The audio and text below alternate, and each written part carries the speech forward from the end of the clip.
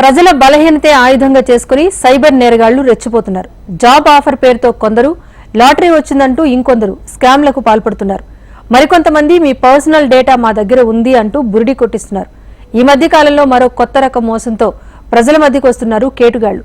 మీ పేరు మీద కొరియర్ వచ్చిందని, అందులో నిషేధిత డ్రగ్స్ వస్తువులున్నాయని నమ్మబలికి పోలీసుల వేషంలో వీడియో కాల్స్ చేసి డబ్బు డిపాజిట్ చేయకపోతే అరెస్ట్ చేస్తామంటూ భయపెడుతున్నారు.